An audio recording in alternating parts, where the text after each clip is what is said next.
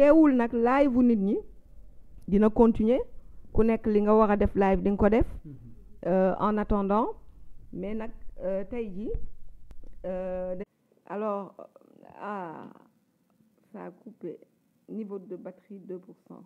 waaw ku may abal ma woo ko téléphone am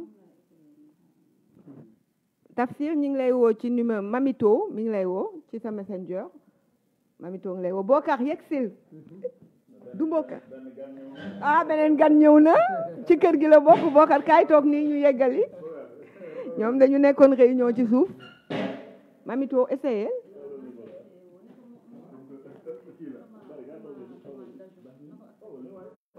salaamaaleykum acca salaamaaleykum waaw mais kii du suñu sama leader sama professeur maa ngi lay nuyu bu baax ñu ngi ci jàmm alhamdulilah dañu ubbi rek yow xam naa duñ la sonal guddi na ndax yaa ngi ci kurus bi dama koy wax nag ñëpp xam ko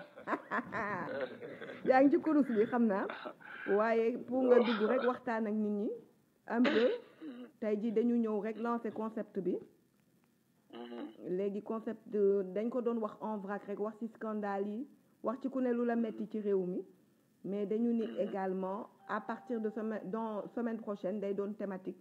boo xam ne chaque 2 samedi dañuy ñëw nii rek toog waxtaan légèrement pour bañ a stresser nit ñi def thème et tout léegi nag bii première émission di ngoonalu PDS ëttu libéraux yi ëttu Ablaye Wade ñu ne nag porte parole bi nag mooy nekk suñu premier invité balaa ñuy ubbi beneen yoon di indi ay invité donc on te laisse parler bàyyi laak gars yi bàyyi laak auditeurs yi ak spectateurs yi bàyyi laak libéraux yi karimistes yi bàyyi laak àdduna nga wax ak ñoom et on est fiers que tu sois notre porte-parole Tafsir on est fiers d'être que tu sois notre frère de parti te man sama professeur nga ndax lu bëri danga ma ko jàngal ma ko xamul rek woote nga leeralal ma je te remercie pour ton humilité maa ngi lay bàyyi nga wax ak gars yi on est ensemble yal na yàlla doon sutura maa ngi lay nuyu di nuyu ñu nekk si ngoon bi yëpp ñu lay fay di leen ziara di wax ni am naa mbégte trop nekk seen premier invité c'est vrai que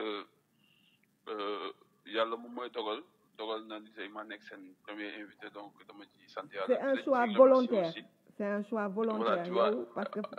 yaa amee suñu kàddu daal te yaay suñu professeur dëgg nag yow moom macha allah et puis ce prix ràññee bi merci wane na ni doo como wane na li ngay wax ñëpp da nga am humilité rek mais macha allah donc maa ngi si félicité di ñaan yàlla mu jig la amiin di ñaan yeneen prix topp ci te mu nekk ndamu PDS nekk ndamu Sénégal boobu dafa fekk nga nekk di ñu représenté ci réseau libéral waaw dëgg la yaa ñu nekk africain libéral waaw foofu nga nekkoon nekkoo woon Dakar waaw c'est vrai moo tax ñëw ma woon ndeysaan parce que le réseau moo doon def sa 16e assemblée générale à Ouagadougou te xam nga réseau bi Abdoulaye Wade moo ko mettre en place donc Abdoulaye Wade c'est le père du libéralisme africain képp koo nga xamante ni tey dugg nga international libéral wala nga bokk ci réseau libéral africain war nga ko delloo njukkal parce que non seulement moom moo ci njëkk a dugg moo ubbi bunt bi ba pare moo créé réseau bi tey ba ñëpp tey jii dugg nekk aujourd'hui tey nous sommes à 47 partis yoo xamante ne aujourd'hui nous sommes membres à part entière de ce réseau libéral donc tout ça c'est parce que Wade moo ko créé donc dañ ci sant yàlla aussi waaw mu nekk fierté xale yi dinañ dégg jàngati nañ voilà gis nga loolu dafa nekk suñu doom réseau bi dafa nekk suñu doom moo tax bu ñu fay ñëw ñëpp dañuy déglu ñëpp dañuy xaar Tafsir wala ñoom waa PDS dañ lañu indi ak lan la ñuy wax parce que xam nañ ni ñun bu ñu ñëwee non seulement on surveille mais on veille à la bonne marche des choses donc loolu yëpp war lañ ko waralul donc ñu ngi ko ci gërëm aussi encore di ko sant parce qu'on est fier aussi d'être un militant de son parti tout à fait parce que comme je dis souvent le PDS dafa nekk parti boo xamante ni du parti wuyaa yi parti la bu nga xamante ni dafa am responsabilité historique dafa am mission ci Sénégal am ko ci àdduna am ko ci Afrique et sunu Abdoulaye Wade bi ngay gis tey jii c'est le patron de l'international libéral c'est-à-dire que tous les libéraux du monde ont reconnu en lui un patron boo xamante ni da koy waaw dootul dañati waaw patron la parce que waaw patron la te patron mooy koo xamante ni da nga indi loo xamante ni da nga yokku ci libéralisme loo xam ne kenn mosu ko ci wax waaw si Wade aujourd'hui on parle de libéralisme social Wade moo ko théorisé. ñi dañoon wax libéralisme wutal ko benn nii mu nekk doctrine boo xamante ni philosophie de vie Wade ñëw nag indi ci touche nouvelle. mooy théoriser le libéralisme social gars yi dem nag ba xam ni kii la mu ci bind ak la mu ca wax dëgg yàlla bokk na ci ñi nga xamante ni c'est les plus grands penseurs aujourd'hui du libéralisme ñu def ko patron ci international libéralisme. donc titre la bu nga xamante ni nag titre la bu nga xam à jamais loolu dootul dindee ko. dindee ko à jamais à chaque fois fu ko neex rek heure bi tey bu international libéral doon réunion su ñëwee rek dafay nekk day nekk kilifa. dem bu ko neex wax ci lu ko neex boo ko neexee sax changer ordre du jour bi indi sujet dugal ci biir. donc c'est le patron des libéraux du monde quoi. waaw patron voilà donc loolu la ko yàlla jagleel. et puis bu nekk nit koo xamante ni aussi bon voilà fierté la si ñun ñëpp quoi donc ñun aussi dañuy am fierté bu ñu ko représenté sur l'international. Ah oui et tu le fais dignement et avec beaucoup de personnalité ak connaissance. fier nañ trop que toi nga taxawal ñu foofu. waaw ñu ngi jéem donc maa ngi rafetlu seen émission bi. wax dëgg yàlla rafetlu aussi format bi parce que. format bu intéressant là. Bon parce que ça permet aux gens de s'exprimer. Et puis ça permet aussi aux partis d'avoir une visibilité aujourd'hui surtout sur les réseaux sociaux. Les réseaux sociaux dafa nekk lu nga xamante ni aujourd'hui dafa nekk instrument bu puissant. Surtout par rapport à la conquête des suffrages par rapport aussi à la conquête de l'opinion. Surtout boo bëggee dugal say idées. Donc may rafetlu aussi li ngeen fi si wax maa ngi leen doon suivre depuis le début gis naa ne aussi thème yu bari abordé ngeen ko. Et comme ni nga waxee c'est la première émission donc thématique yi day bari donc ku ci nekk dafa wax thème mais li ci gën a génn te mu leer mooy que la malgouvernance souligné nañ ko l'injustice souligné nañ ko l'impunité souligné nañ ko ak li nga xamante ne aujourd'hui tey jii mooy l'autoritarisme bi nga xamante ne moom la ñu indi fii en mode de gestion dans notre pays donc loolu yëpp boo ko xoolee da ngay jàpp ni rek tout ce qu'on nous reprochait nous tout ce qu'on nous reprochait Dieu est juste tey loolu amul mais ñoom ñoo nekk les champions tey jii dañ doon wax waxu mal gouvernance tey jii jàpp naa ni tey kenn dootul waxati waxu mal gouvernance sax bu tudd beneen parti bu dul régime bi injustice moom kenn waxatu ko maintenant lii yëpp nag billaay Dieu est juste boo xoolee lii di xew nii yëpp Sénégal ci impunité ci injustice ci truc loolu li muy undu mooy dafay yóbbu ci violence boo xoolee aujourd'hui la violence verbale dafa jéggi dayoo boo xoolee aujourd'hui l'insécurité dafa jéggi dayoo te loolu nag li koy indi mooy injustice bi ak impunité bi parce que justice dafa baax ci réew ñun bu ñu nekkee pouvoir wax nga ko sànq amul kenn ku nga xamante ni leader d'opinion nga boo xamante ni tey jii dugal nañ la kaso amul benn détenu pour des raisons politiques amul c'est-à-dire dañ la doon da ngay def li nga war a def ñu bàyyi la nga normal defoo li nga war a def après tu te retrouves en prison ba ñi nga xamante ni dañoo bokkoon ci suñu njaboot bi ñu deful li ñu war a def ils se sont retrouvés en prison te loolu mooy wane ni justice dafa am loolu mooy wane ni impunité amuloon ci suñu régime te justice ak injustice ak impunité fu mu am dafay yóbbu ci ce qu'on appelle la violence et la violence li muy indi mooy insécurité te insécurité moom fu mu am mooy déstabilisation ak déstructuration d'un pays te loolu nag tey ji moom moo commencé am Sénégal et loolu dama jàpp ni bu fekkee ni ay thème bu ci nekk nag mën ngeen ko jël mu nekk thème bu nekk thème lay doon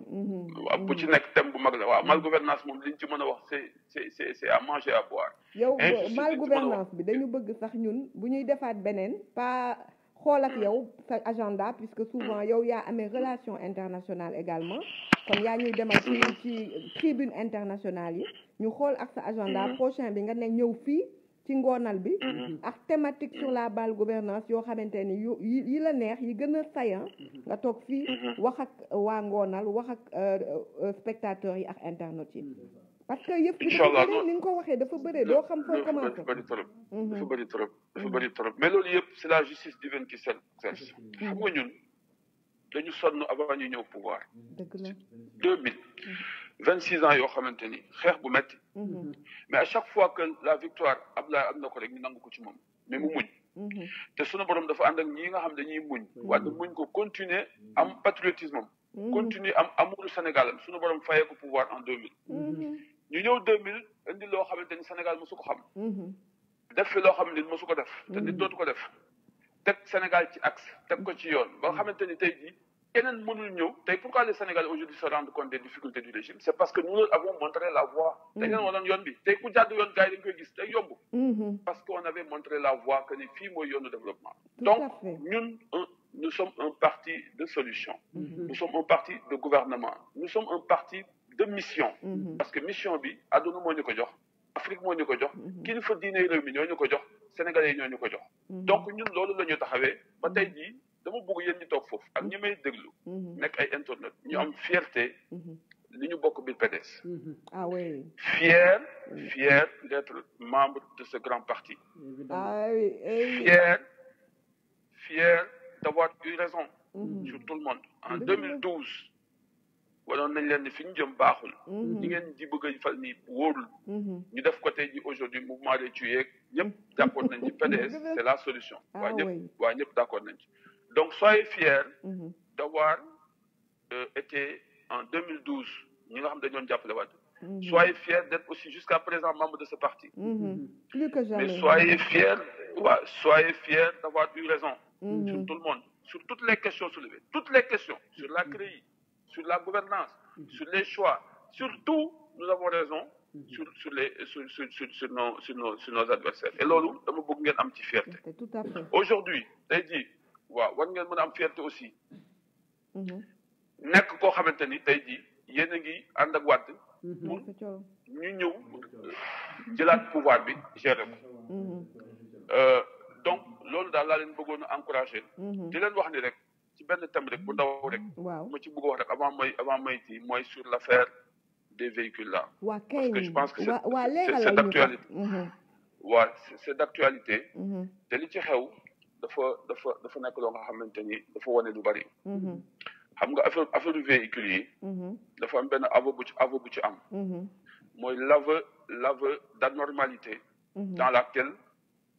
le Sénégalais moom la ñuy dund actuellement parce que bu fekkee ne président de la République moo dem ba rendre compte ni il y a une violation et un contournement de la réglementation qui a fait qu'on a atteint un niveau jamais égalé en termes d'achat de véhicules loolu ñun liñ ciy sonn waxuñu woon mu nekk ay plainte ak complainte de la part du président de la République non on attend un audit pas ça de lui des pleurnicheries voilà on attend que mu auditer parce que déjà il a fait l'aveu d'anormalité et l'aveu de la faiblesse de son régime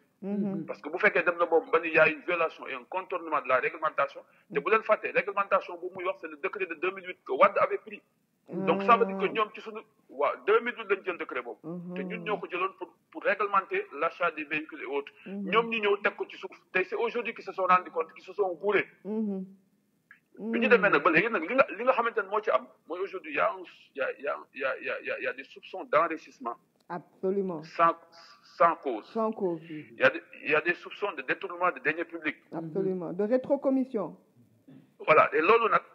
du ay non damay suspendre non on fait un audit pour comprendre kan moo jënd oto kan moo waruloon jënd oto kan moo surfacturé kan moo def marché fictif pour que oto yi non am na dama lay wax benn affaire rek ci affaire véhicule yi c'est-à-dire que un audit est exigé même pour que ñu xam lan moo ci xaw parce que y a trop de bizarreries dans cette affaire là tu peux pas te lever pour dire au bon jour que oui j'ai vu qu'on a inscrit 5 milliards dans le budget de 2020 pour achat de véhicules c'est incorrect mënuñu ko nangu non te loolu sax li lay wane encore que les gens ne sont pas conséquents avec eux-mêmes boo xoolee ren jii 2020 c'est la première année bu ñuy démarrer ce qu'on appelle le budget programme dans la gestion axée sur les résultats budget programme boo ko déggee c'est juste un programme avec des objectifs et des moyens pour atteindre pour faire des résultats il y a un projet annuel de performance que le ministère produit et à la fin, il fait un rapport annuel de performance. Quand tu fais un projet annuel de performance, avec des indicateurs qui sont là, tu te donnes les moyens pour atteindre les objectifs que tu t'es fixés. Et parmi ces moyens-là, il y a des moyens financiers, les moyens humains et les moyens logistiques. Et parmi ces moyens logistiques, il y a l'achat de véhicules. Donc, tu ne peux pas entamer un budget programme, une gestion axée sur les résultats, et dans le même temps, au mois de février, tu dis non, je bloque l'achat des véhicules. Ça veut dire quoi? Tu n'es pas conséquent avec toi-même. Tu vois, donc demain, il ne peut pas demander des résultats à tous ceux qui avaient fixé des objectifs sur la base qui avaient fixé des moyens à acheter, à mettre en œuvre sur la base des objectifs qui s'étaient fixés. Donc, par conséquent, da ngay jàpp ne rek contradiction dafa am foofu. bizarrerie yi dafa am foofu ñàkk a xam dafa nekk foofu ak peut-être ñàkk a maîtriser li nga xamante ni moom lañ nekk muy tuuti te boo xoolee budget programme bi 2011 dañu changé woon la loi organique relative aux lois de finances pour dire que en 2017 dañ ko war a démarrer waaw effectivement léegi ñoom defuñu ko ñu modifier la loi organique en 2016 pour dire que dañuy démarrer 2019 finalement mënuñu démarrer. attends parce que je reprends dafa amoon loi organique boobu yëgoon bu ñun ñoo ko defaroon bu waroon démarrer en 2017. waaw xam nga yaay une directive. waaw léegi ñoom ñu ne ñoom ñu dem ba veillu 2017 pour bañ ko appliquer ñu daal di changer loi bi. non mënuñu ko ils étaient pas préparés parce qu'ils étaient dans la crise dans la chasse aux sorcières. Ils n'ont pas eu le temps de travailler. Parce que nous, il faut au moins un temps de 5 ans pour préparer les choses. Mais nous, en 2012, ils n'ont pas eu le temps de se préparer. Engager CREI, engager poursuite, engager Tediate, engager tout le monde pour le Sénégal. En 2016, ils n'ont pas appliqué parce que ils ont modifié la loi organique relative aux lois de finances pour voir en 2019 qu'ils démarrer. Finalement, nous avons démarré en 2019, nous avons 2020. Actuellement, ça démarre parce que sans avoir une loi pour dire qu'à partir du mois de mars, les démarrer. Comment tu peux comprendre une même loi de finances avec deux systèmes de gestion, bi axé sur les moyens, bi axé sur les résultats, une même loi de finances. C'est extraordinaire. C'est extraordinaire. C'est du jamais vu. C'est du jamais vu. Parce que faut nga ñëw fii gën a wax ak gars yi non foog lii non foog nga ñëw fii nga gën a wax ak parce que c'est scandaleux. Non. Est-ce que tu sais que man ci oto yi kan contesté mais lii nga ci wax foog nga ñëw toog fii ñu teg kii bi nga gën a leeral gars yi c'est scandaleux. C'est scandaleux. Non inchallah beneen bi ci am mais beneen bi ci am ci oto yi te mu jar a sant yàlla mooy Dieu est juste. xam nga 2012 bu ngeen fàttalikoo. waxoon nañu fi ni 600 véhicules lañu sàccoon ñun. waaw 600 véhicules waaw Ablaye Wade dafa sàcc. waaw 600 véhicules. waaw def conférence de presse def ay trucs ba léegi ñu ngi xaar oto yi nag de oto yooyu ba léegi ñu ngi xaar ñu wan ñu ko waaw dinañ ñu ko wan. waaw dinañ ñu wan fu mu gaare ak kan moo ko doon dawal ak fan lañ ko yóbbu. dëgg la mais tey jii ñoom ci problème oto tey problème oto lañ am ba ñoom ñoo defal seen bopp aveu bu ñu dañuy am problème oto. parce que dañ ci dépensé loo xam jéggi na dayoo. waaw moo tax ma ne la audit bi lii dafay doog a commencé de coow oto yi nii. non ñun tàbbeeguñ ci de dafay commencé de lii nii dinañ ko leeral de. te dina gën a leer ñun lañ ñu doon. non dinañ leen ñun lañ doon jël sàcc oto ñun lañ doon jël ay surfacturation tey ñoom ñoo avoué seen bopp y a une violation et un contournement de la réglementation. Macky Sall moo ko wax. conseil des ministres. tout à fait conseil des ministres alors lañ ko bind. donc loolu ñun sujet bu rëy ngi noonu pour ñun. thématique bu rëy te Dieu est juste suñu borom moo ñu dimbale rek. parce que lii fi waaw suñu borom moo ñuy dimbale rek mooy fay Abdoulaye Wade xolam. moo koy fay engagement waaw moo koy fay li mu def pour Sénégal. parce que tey jii ñoom bu ñu demee ba ñoom ñoo defal seen bopp aveu. ni oto yi dafa am surfacturation. ni oto yi dañoo continuer réglementation bi. ñi dañoo def violation réglementation bi. te ñun réglementation bi ñun ñoo leen ko bàyyil. ñoo leen ko bàyyil ñu ne duñ ko appliquer tout de suite. waaw ñoom ñu appliqué wuñ ko parce que ñoo ñëw commencé yàq. c'est aujourd'hui DMTA moo war a jënd oto pour am DMTA mooy la direction comment dirais-je de transport direction bu amee transport la direction du matériel et du transit administratif waaw ñoom ñooy jënd oto ñoom ñoo amee oto yi wala ñoom ñooy jënd oto waaw ñoo ko war a jënd ok c'est la DMTA moo war a dem jënd ay oto pour l'administration sénégalaise mais tey jii ils se sont rendu compte que les agences les ministres ñoom ñëpp ku ci nag day jënd sa bopp oto léegi nag loolu moo tax ay centaines de milliards lañ dépensé dans les véhicules léegi Macky dem na ba xam ne affaire yi attanatu ko non seulement entretien bi dafa métti maintenance bi dafa faj parce que aujourd'hui il faut pas oublier que nous sommes à 947 milliards de dépenses de fonctionnement 947 milliards 9000 milliards non agoon na 1000 dafa wàññi waat nii mais 1000 milliards agoon nañ fa loi de finances 2018 loi de finances rectificative aujourd'hui nous sommes alors qu'en 2012 nous étions à 634 milliards gis ngeen te ñoom dañu waxoon ne dañu ñëw wàññi lépp ñun dañuy yàq voilà moo tax te ñoom nag yokk nañ actuellement ils sont à 947 milliards dans la loi de finances 2020 de dépenses de fonctionnement fonctionnement la wax de kese ci yàlla 364 milliards la ñuy fay ci intérêt ak commission wu dette xam nga 364 milliards lan la représente xaaral pour ma tënkal ñu déglu bu ñu lebee ba pare ñun dañuy fay commission bi waaw commission bi mooy nekk 300 ñaata ak intérêt non commission yi intérêt yi boo leen boolee moo nekk 364 milliards yoo xam Sénégal da koy fay 2020 bii muy 2 milliards par jour 1 milliard par jour. waa Tafsir Karim bu ñëwee ba ñu am problème pour kii defaraat liñ. mais si vous vous rappelez de mon débat de 2018. mars 2018 grand rendez-vous grand débat. ci Sen TV waxoon naa ne kii ñëw. dafay am problème parce que endettement bi àgg na foo xamante ni Macky Sall mënatu ko maîtriser. parce qu'ils se sont trop endettés c'est trop.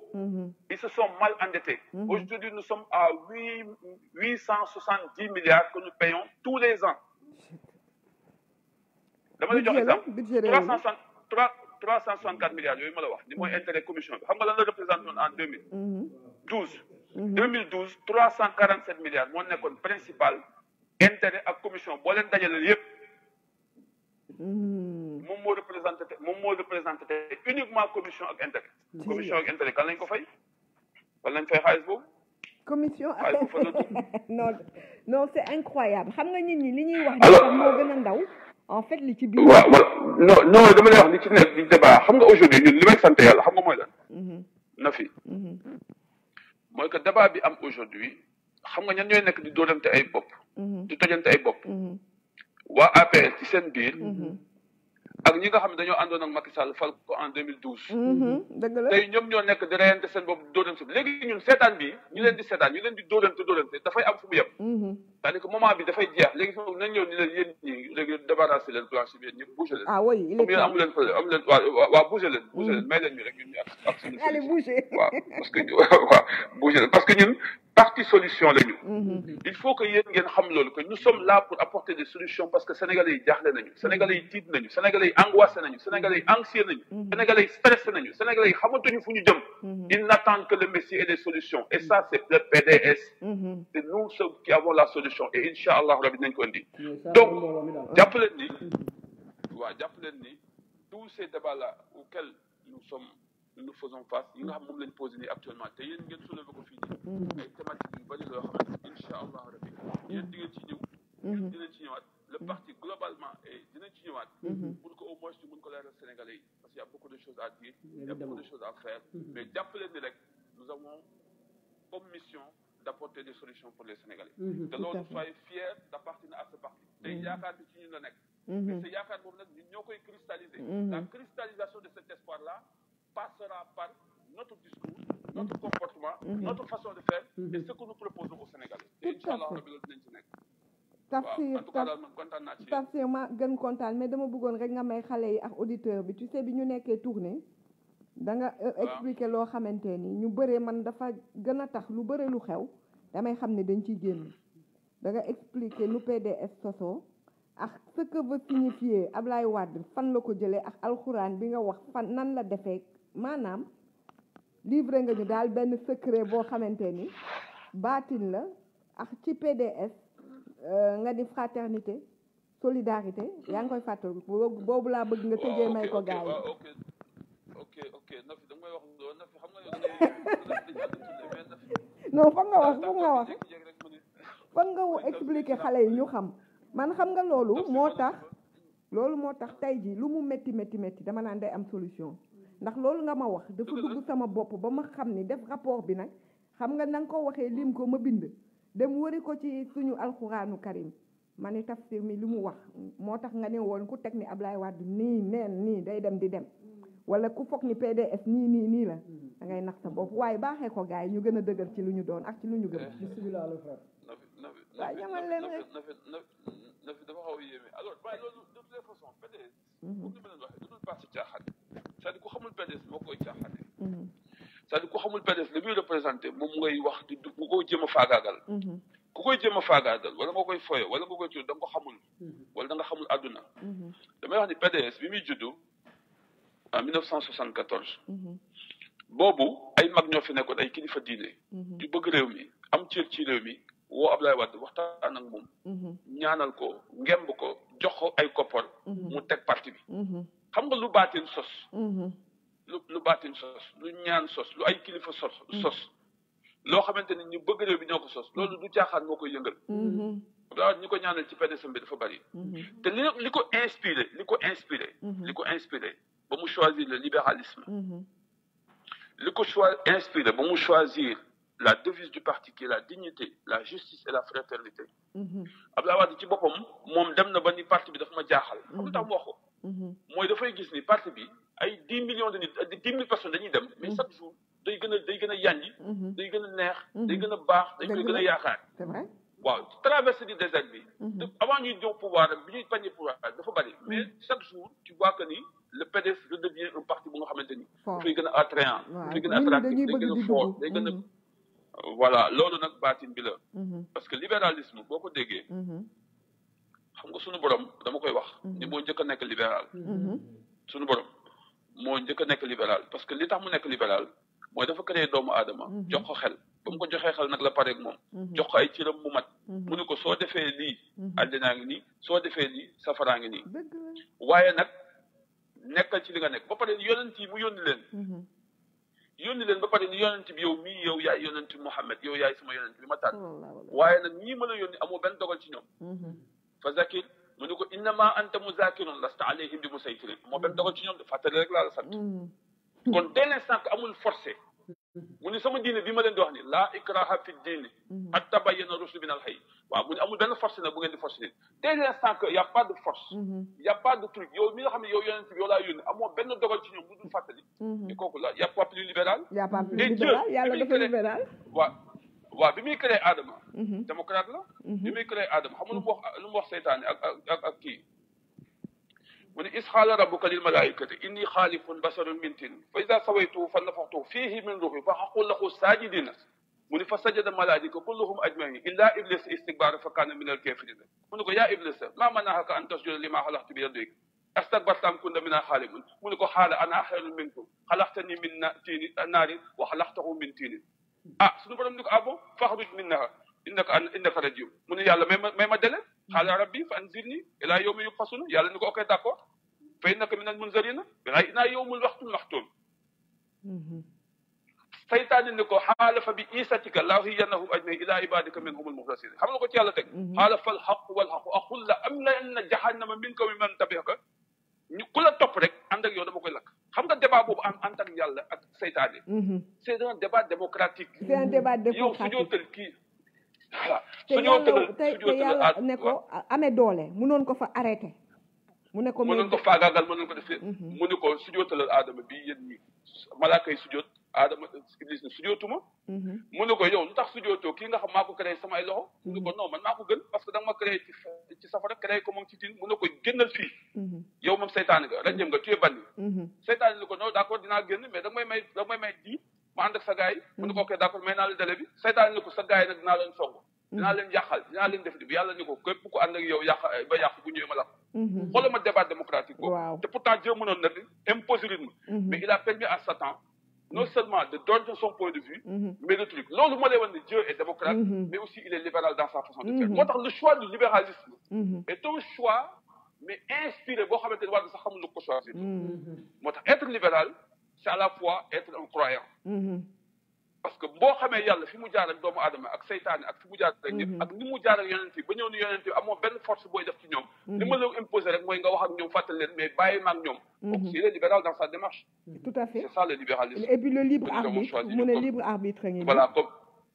comme doctrine comme philosophie beneen bi mooy devise bi nga xamante ne moom la Abdoulaye Wade la devise de notre parti c'est la dignité. La dignité humaine, il n'y a pas plus importante pour l'homme que cette dignité. Parce que Dieu m'a élevé à ce niveau de là. Moi, je dis que karamna bani Adam. Wa hamalnahum fil barri wal bahr. Wa razaqnahum min at-tayyibat. Wa hamalnahum. Allô? Est-ce que vous comprenez mo? Waaw. Allô? Waaw, maa ngi lay dégg bu baax. Waaw mani.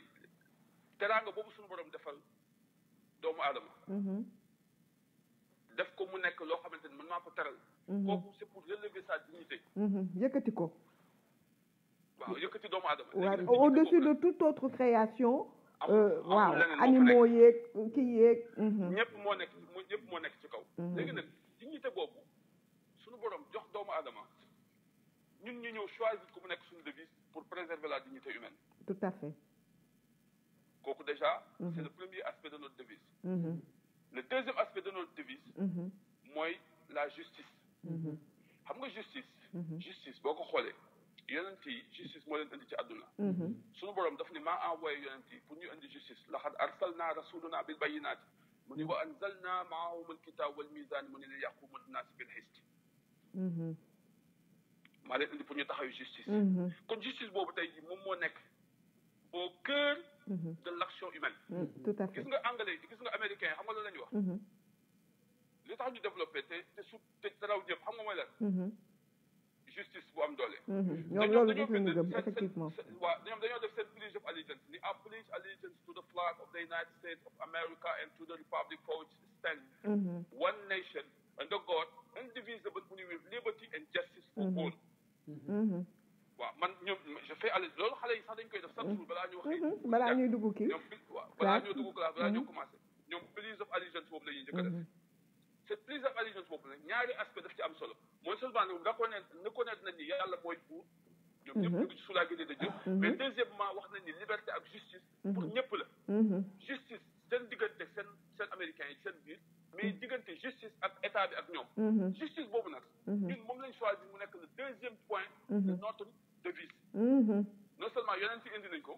mais américains yi seen puissance tey wane nañ ni justice bi ñuy jiital seen pledge of allegiance boobu moo leen may tey développement bi ñu am donc képp ku indi justice yaa ngi indi développement nitu noo yi ñaari mbir moo leen alagoon injustice ak violence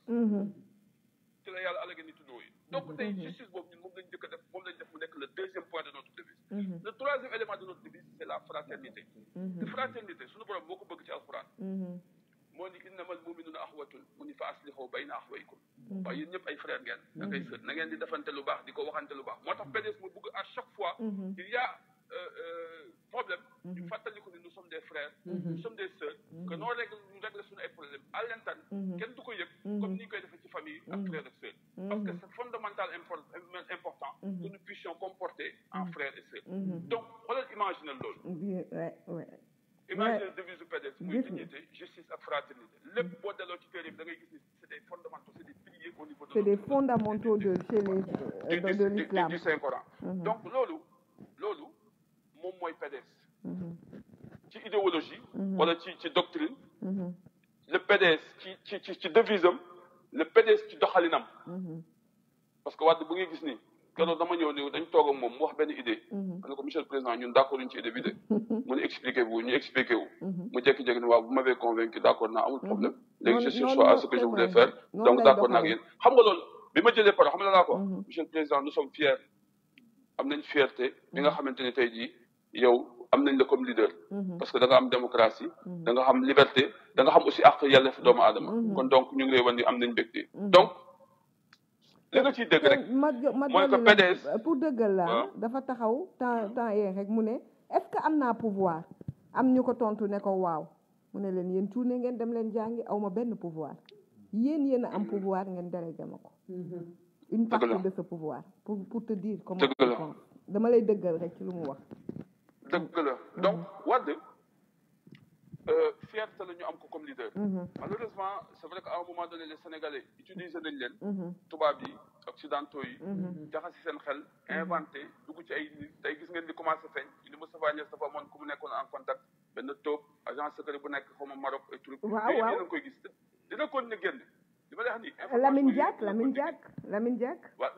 yooyu yëpp na fi c'est des thématiques yoo xamante ni je pense que bu nekk y a à boire et à manger non y en a trop mais jàpp leen daal li ma la mën a wax mooy PDS bi nga xamante ne mooy suñu parti du parti caaxaan PDS bii nga xamante ne moom mooy suñu parti dafa nekk parti bu nga xamante ni solution la parti de gouvernement la responsabilité bi ñu am yeneen parti amuñu ko de parce que ñu ci bëri ay mer ngembu lañu waaw ay mer ngembu waaw ñu ci bëri ay mer ngembu lañu mer ngembu nag un aventurier la xamoo fu mu jëm ëllëg noonu dëgg la mais ki fi toog tey non aventurier la parce que mer ngembu la woon waaw li nga wax dafa dëggu ba par l'exemple aventurier moom boo àndee ak moom mën na laa yóbbu fu la neexul dëgg la waaw mën na laa yóbbu fu nga neexul donc ñun nañu jàpp ni suñu parti duñu ay aventurier suñu parti duñu mer ngemb suñu parti bu structuré la bu am ay racines la boo xamante ni tey mooy taaru Sénégal patrimoine la symbole la pour le pays tout à fait donc renforcer ko dafa nekk devoir ci Sénégalais yëpp protéger ko dafa nekk devoir ci Sénégalais yëpp parce que symbole la patrimoine boo xam ñun ñëpp ñoo ko bokk donc j'ai été un peu long c'est c'était trop passionnant doyaluñu yow dañ leen de xool ak yow agenda mais yàlla dolli sutura ki internautes yi ñi ngi bind di wax ni il faut une émission spéciale sur ce que tu dis léegi nag maak yow xam nga ne du ma la may jàmm du naa la sonal ba nga ñëw toog fii nga wax ak internautes yi ñu jël leen non samedi prochain y a pas du am ngoona mais moom et puis bëgguma ko laal ci kii woom parce que xam naa mission bi mu nekk dafa bëre xam nga mu nekk porte parole parti bi communication bi te nit ñi Tafsir nit ñi xamuñu ni ñu ngi liggéey lu rëy ci suuf bu ma déggee ñu ne léthargie damay reetaan xamuñu ni yow na la watoo ñeneen ak ñeneen surtout présidente na la watul am na lu ñu nekk lu bëre pour suñu parti pour le rendre plus attrayant plus fort pour gën a mën a mobiliser permettre ñi nekk à la périphérie ñëw et cetera ak préparer yeneen ak yeneen te loolu xam naa yow yaa am primeur bu pare annoncé ko aux Sénégalais Tafsir may wax ni c'est une fierté c'est un bonheur de t'écouter xam nga nit boo amul humilité doo jullit ni nga koy waxee may saluer non seulement sa humilité parce que tey ji yow ñii di cëlli yépp naan ni que ay leader de parti leen mën nga leen boot ñin fi nekk ñëpp jiite fi jot fee jaar bay diiranteeg mag Ablaye Wade intellectuellement itam mën nga leen boot nga am humilité nag toog yow di xeex en interne je le racontais tout le temps aux gens man leen Karim Wade Tafsir moo tax nit ñi xam valeur am parce que dafa doon ñëw assemblée nationale yow nga bëggoon wane sénégalais yi doon wax xamul dara Ablaye Wade daf ko fi teg fii qui était député à l'époque du pouvoir nga bëggoon wan sénégalais yi nga gësam ko question yi fu mu gën a métti nga laaj ko nga génn nga ni boy bi il est bon parce que moom du sax tourné di laaj ay nitam ñi mu àndal cabinet beeg ministre yi moom mooy jug tontu te lu mu tontu doo ci mën a teg baat du chiffre du virgule du connaissance du dara nga ñëw génn ne non boy bi il est très bon loolu yow yaa tax sénégalais yépp gis valeur u Karim Wade intellectuellement yaa taxoon loolu mu am ñu bëre ñu mel ni man commencé nag naan dinaa bés bu may politique moom laay politique ñu la siy félicité di la félicité si sa taxawaay ma lay remercier yow man sama frère nga vraiment on est ensemble on est ensemble di la remercier toujours si sa présence ba pare nag bu ne ma woo la ne la qu'est-ce que lii wax ma ci budget bi lii lan moo bu ma sañee dem plateau bay wax ay chiffres parce que je suis pas économiste man communication laa jàng xaw ma dara ci loi de finance je n'ai jamais fait l'état mais yu bëre bu ma xamee di toog nag bay doser yow Tafsir am na lu bëre 90% yow yaa ma ko jàngal ma nu ñuy lire loi de finance jàngal ma lu bëre ba nga xamante ni tey mën naa taxawal PDS di ko wax donc loolu soo ñëwee fi foog ma wax ko te mosoo ko wax fenn ci avec humilité dans le parti lu nekk yaa ngi ko fi du jaar nga ko fi mais yaa ngi taxaw gëm Ablaye Wade gëm le PDS gëm nos objectifs tey ji toog auprès de Karim Meïssa Wade di déggoog moom di liggéey ak moom Tafsir yàlla na la fi yàlla bàyyi yàlla na la yàlla fay sa coono ba li nga bëgg ci daraja Muhammad sallallahu alayhi wa sallam li nga bëgg ci PDS li nga bëgg même ci sa vie personnelle yàlla defal la ko on est tellement fiers de t'écouter les jeunes sont tellement contents Ali Djiba Bokar Nia gars yi Ablaye Bari nee na ému Mamito Baba Wade Khadim on est tellement content man je suis très content te naa la sonal nag pour l'émission te dinaa bu ñu déggoo rek ba ñu jàpp dat da ngay ñëw fii ñu janook yow di la poser ngay wax bu ñu amee lu ñu xamul parce que dañuy bëgg faciliter ko koo xam ni peut-être amul benn niveau bi bu boobaa ñu poser la relancer la question nga tontu 2 heures avec toi à l'antenne loolu la ñu bëgg inchallah yàlla baax na yàlla bañ na sutura yàlla nañu ko dolli en tout cas je vous remercie je suis très content parce que aussi cër ngeen ma jox cër la quoi cër la yaa ko moom bu ngeen def nii donc maa ngi nuyu ñoom Jiba sama gars yi yëpp maa ngi nuyu ñoom Bari gars yi maa ngi di leen ziar di leen wax ni kontaan naa et puis yàlla na yàlla dolli sutura yàlla na yàlla jàppale yàlla na yàlla may dem kontaan nañu trop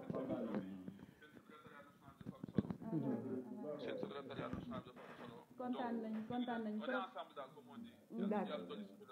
amiin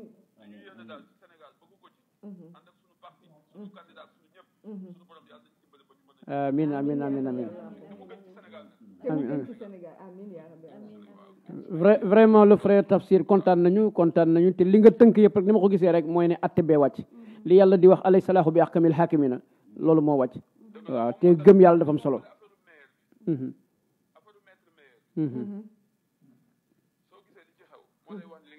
alaysa allahu bi ahkamil hakimin. C'est-à-dire que yàlla moo wane te Abdoulaye Wade loolu la njëkk a wax ndeysaan. C'est la première phrase qu'il a sortie lorsque maire a été mis en examen. Alaysa allahu bi ahkamil hakimin. loolu la njëkk a wax parce que imaginez tey jii le maître meilleur. On aura l'occasion d'en parler. C'est extraordinaire. C'est extraordinaire. maire li mu ñu def yëpp.